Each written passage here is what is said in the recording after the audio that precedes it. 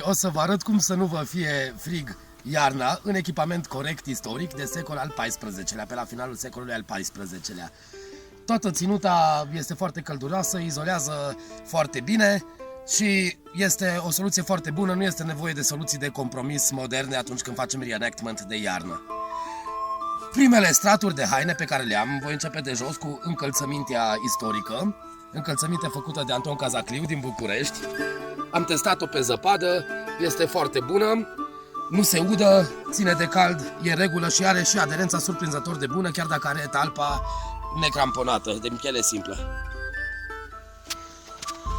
Lenjeria intimă, primul strat de in, care ia contact direct cu pielea, este o cămașă mai strâmtuță, mai mică, și această pereche de așa numiți brei în limbaj occidental sunt practic niște izmene scurte din in până deasupra genunchilor, peste care se prind acești doi ciorapi șos din lână.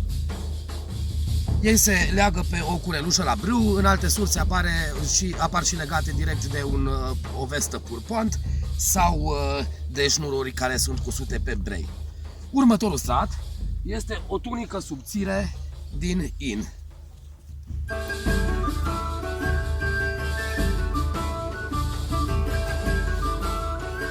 Stratificarea face absolut totul în vestimentația medievală de iarnă. Tunica, peste care vine o a doua tunică din lână. Ea este croită după modelul tunicii găsite în turbăria de la Boxton, vestitul om de la Boxton, care a fost găsit mumificat în Suedia, într-o turbărie, cu tot cu haine. Practic s-a găsit un set complet de vestimentație.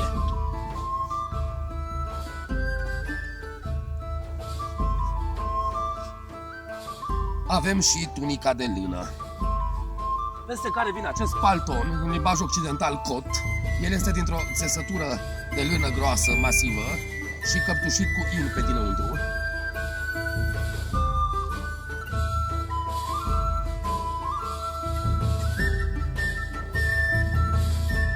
Care se încheie frumos cu nasturi.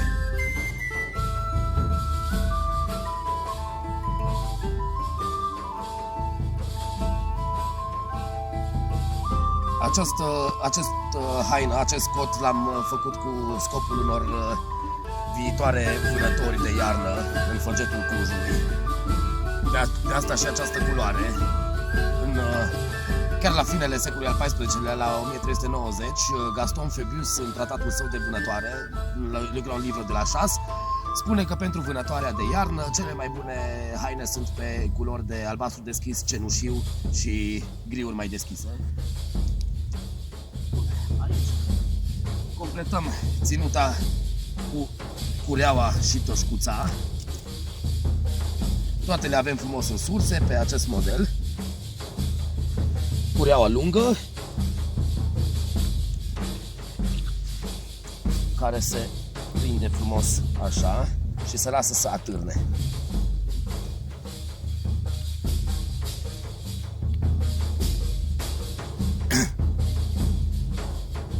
Gluga de lână căptușită cu in. Ea are acest capăt foarte lung. În engleză îi spune lily pipe. N-am găsit încă un termen în terminologia românească. El de multe ori se poate pune așa la curea, lăsat un pic cu o buclă. Sau sunt chiar mai multe feluri de a se purta. Există chiar niște filmulețe drăguțe de la niște reenactori din Suedia, extraordinar de faine, cu 10 feluri de a purta o asemenea glugă. Completăm cu pălărioara de tip bicoquet, din două straturi de lână, și ea ține bine de cald, la urechi, peste tot. Este comodă și călduroasă.